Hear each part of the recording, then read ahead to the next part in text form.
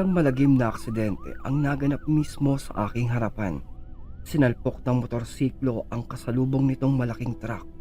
Sumambulat ang mga gamit ng mga lulan ng motorsiklo sa kung saan-saan at tumilapon sa maruming kalsada ang kanilang mga katawan.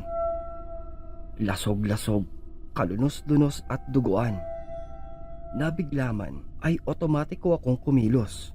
Agad akong sumaklolo sa mga nakahandusay at dugo ang biktima sa pag-asang mabubuhay pa ang mga ito. Mabilis na sinuri ang kanilang pulso at ang kalagayan ay aking sinisiguro. Pero harap-harapan, kitang-kita ko ang kanyang mga dilat na matang nakatingin pa sa akin habang sumusuka ito ng dugo at umaagos ang malapot na pulang likido sa butas niyang ulo. Kitang-kita ko ang unti-unting pamamaalam nito. Wala na. Mabilis namang dumating ang isang ambulansya at ang labi ng mga nasawing biktima ay agad nilang dinala. Pero batid ko na ito ay huli na.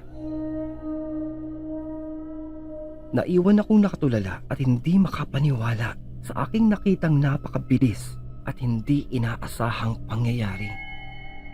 Tila ang buhay ay isa lamang tula, simple at maikli, wari isang buhol-buhol na tugma. Nasa huli ay matatapos ang lahat sa iisang tuldok ng tadhana. Nanapailing pa ako sa mga taong nakita ko. Nagkukumahog pulutin ang mga nagkalat na gamit ng mga nasawi na kanina lamang. Wala ni isa sa kanila ang nais tumulong at may pake. Pero ngayon, heto sila, mga nag-aagawan at nagmamadali. Pero may nakaagaw sa aking pansin. Isang kumikislap na bagay doon sa may kalsada. Mga nagkalat na barya. Mga baryang tigmak ng dugo mula sa kalunos-lunos na biktima ng malagim na trahedya.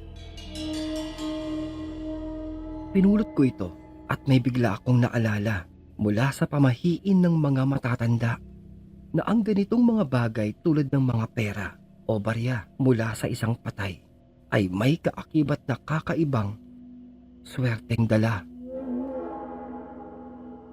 Dahil ika daw ng mga matatanda na kung itatago mo ay magdudulot ito ng ibayong swerte sa iyong buhay.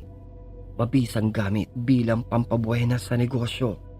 Sugal na magagamit din na pang-iwas sa disgrasya dahil ika nga ito ay galing na sa nasawing buhay at magsisilbing tila pangliwas o tagabantay. Kailangan lamang gawin ay huwag itong huhugasan at labis na pangangalagaan. Huwag na huwag iahalo sa ibang barya. Panatilihing nasa pag-iingat upang ang kakaibang swerte ay tiyak na iyong matatamasa. Kung kaya ay agad ko itong ibinulsa at itinago. Pero makalipas ang ilang araw, labis akong nagtataka dahil may nararamdaman akong kakaiba na parang sa akin ay may palaging nakatingin. Hindi ako makatulog ng payapa. Palagi akong nagigising sa 10 oras ng gabi.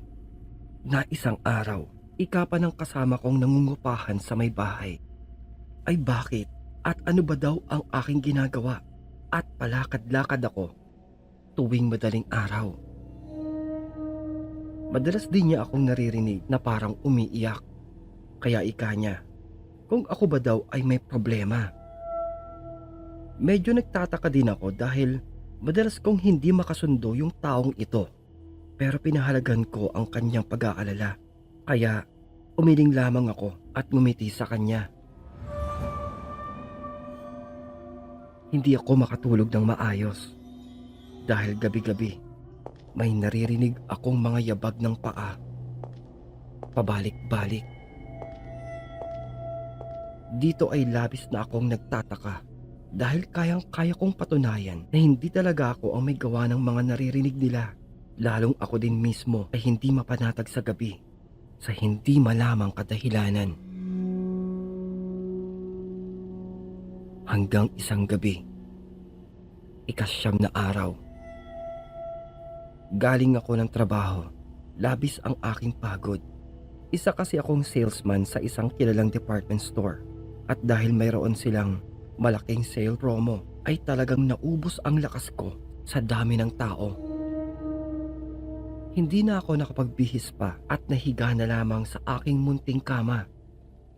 Pero hindi pa man nagtatagal ang aking pagkakapikit, ay bigla akong napamulat at nadama ko ang panunuyo ng aking lalamunan. Parang napakamaalinsangan. Tubig. Gusto ko ng tubig. Kaya bumangon ako sa maliit kong higaan. Pero sa aking pagtayo, bigla akong natigilan. May hindi tama. Parang may kakaiba. Napahinto ako sandali at niningon ang buong paligid. At halos mapamura ako nang bumaling ako sa aking gilid. Dahil nakita ko ang aking sarili. Nakahiga pa rin ito. Tuwid na tuwid. Namumutla. Tila humahabol ng paghinga. Sinubukan ko itong lapitan kung totoo ba ang aking nasasaksihan. Pero natigilan ako nang may biglang sumulpot sa tabi ng aking katawan. Babae. Isang babae. Umiiyak ito. Galit na galit. Nakatingin lamang ito sa aking natutulog na katawan. At dahan-dahan, yumuyuko ito patungo sa aking hinihigaan. At bigla niya akong sinakal. Naramdaman ko ang ginagawa niyang pagpapahirap sa aking katawan. Sinubukan ko itong sigawan pero tila konektado ang ginagawa ng babae sa aking natutulog na katawan at walang boses na lumalabas sa aking lalamunan.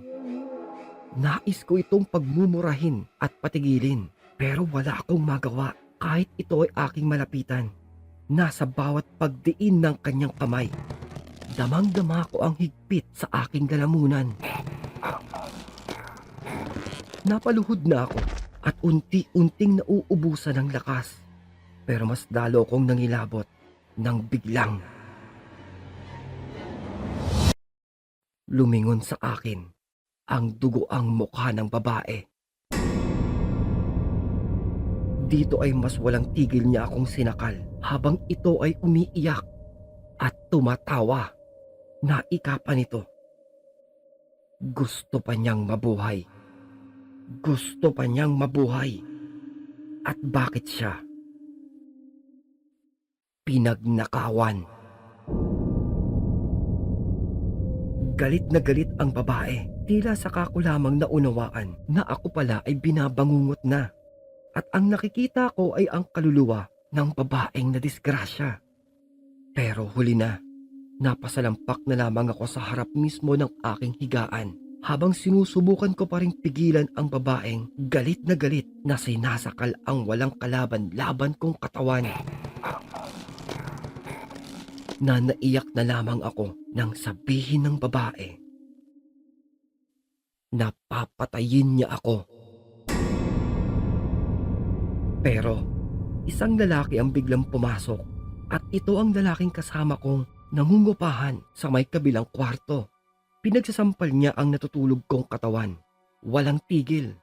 At nagulat pa ako nang makita kong itinaas ng lalaki ang aking kamiseta.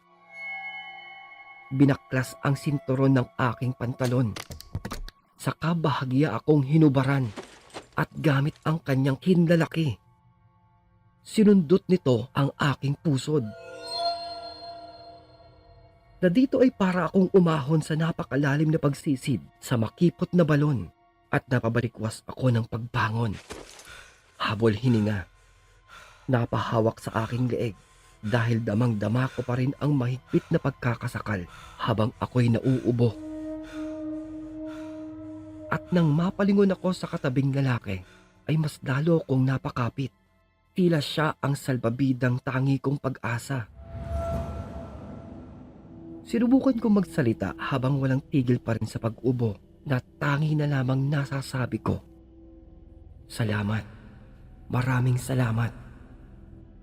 Naika naman ng lalaki ay nabahala daw kasi ito dahil sa kanyang naririnig. Dahil nga nung makaraan lamang ay naririnig niya akong umiiyak at ika niya'y may malaking problema na baka ngayon naman daw ay nakapag-isip ako ng hindi maganda. Kaya mas lalo daw itong naalarma dahil sa naririnig nitong tila naghahabol ako ng paghinga. Pero nagkakamali siya dahil ang naabutan niya na ako ay binabangungot na pala. At mabuti na lamang ay mayroon itong kaunting nalalaman pagdating sa ganitong pagkakataon sa mga taong binabangungot. Kaya ginawa niya ang ilang paraan na kanyang naaalala. Lalo pa sa kurso nitong medisina na ngayon ay napatunayan niyang ito nga ay napakabisa. Na kaya niya daw niluwagan ang aking pantalon ay para maaliwalas na dumaloy ang aking dugo sa buong katawan. At ang pagtusok ng kanyang hindalaki ay halaw daw sa matatandang pamamaraan. Dahil dito, hindi ko na inilihim pa ang lahat. Ikinuwento ko ang tungkol sa nasaksihang malagim na trahedya. At ayon sa lalaking katabi ko, subukan kong magtirik ng kandila doon sa may simbahan kasama ang bariyang aking itinago. Upang matahimik ang kaluluwang hindi mapanatag at matanggap ang sinapit na masalimuot na trahedya. Dito ay hindi na ako nagpatumpik-tumpik pa. Kinahapunan ding iyon ay sinunod ko ang kanyang payo. Matapos nga nito ay muling bumalik na sa normal ang buhay ko. At ang dating hindi nakakasundong kasama sa aking inuupahang bahay ay akin pang naging kaibigan. Yun lamang po. Sana ay kinapulutan ng aral ang aking maikling kwento. Papagpalang buhay para po sa lahat. Na noong araw daw ang mga kahita o ataol o mas kilala natin sa katawagang kabaong. Na noon daw, ito ay malaya lamang na nakabukas. Malinaw mong makikita ang labi ng mahal na yumaong kamag-anak o mahal sa buhay habang ito ay nakahiga. Makahaplos mo ang kanyang magaspang at matigas na balat at ang kasuotang puti ng taong nakahiga. Kaya nung mga panahon na iyon ay mismong ilalagay mo yung kung tawagin natin ay tong o abuloy doon mismo sa basong hawak o nasa may tabi lamang ng patay. Kaya walang ligtas yung mga taong nangungupit. Abay syempre, bakonsensya ka naman dahil harap-harapan mong pipitasin yung abuloy sa may tabi niya. At bukod pa dito, masisilip mo din yung madalas na kaugalian, ang pagpapahawak ng pera sa kamay ng patay. Dahil ika ng mga matatanda, ito daw ay tila magsisilbing pamasahe ng mga taong sumakabilang buhay, tulad na lamang sa paniniwala ng mga taga-Ehipsyo. Kaya pinapabaunan nila ng material na bagay tulad ng piraso ng ginto ay upang magamit ito sa paghahatol ng timbangan at bilang kabayaran sa may bangkero patungo sa kabilang buhay ng kamatayan. Ikaw ba, kaibigan, may nalalaman ka pa bang ibang pamahiin tuwing may patay? Ako po kasi ay mayroon. Ika kasi nila, huwag mo lamang gawing piyesta ang ilalapag na pagkain sa mesa ng lamay. Baka ikaw naman ang humiga sa inyong bahay. Ano ba? Seryoso na naman tayo. Ano ba yan? Kaya talaga no? Oy mga kaibigan, maraming salamat sa iyong pakikinig. At kung inyo pong nagustuhan ang ating naitampok na kwento, ay isang napakalaking bagay po ang pagpindot yun ng like, pag-subscribe, para hindi mahuli sa biglang pagsusulputan ng ating mga malakabating mga kwento. Na napakalaking tulong din po ang pag-iiwan nyo ng positibong mensahe na kung may pagkakataon din na maibigan mo itong maibahagi, pindutin lamang ang ating share button. Isang maliit na abala lamang po. Ngunit tatanawin ko po itong napakalaking bagay, mainit na pagmamahal, taos puso po ninyong pagsuporta at pagtangkilik para sa ating pang mas mahaba pang kwentong katatakutan at kulitan. Dito lamang po sa ating pinakamagulong tambayan. At kung nabitin ka pa, silipin lamang ang ating mga kwento at playlist na siyang matatagpuan po sa kaloob-loobang detalye ng ating maliit na channel. Yun lamang po. At ito po ang inyong lingkod na nagsasabi, maraming salamat at magpapasalamat pa po muli. This is your one and only Kulas, your very own original dose of Tagalog horror good vibes na nagsasabing, stay safe and fresh everyone and always stay awesome. Peace out!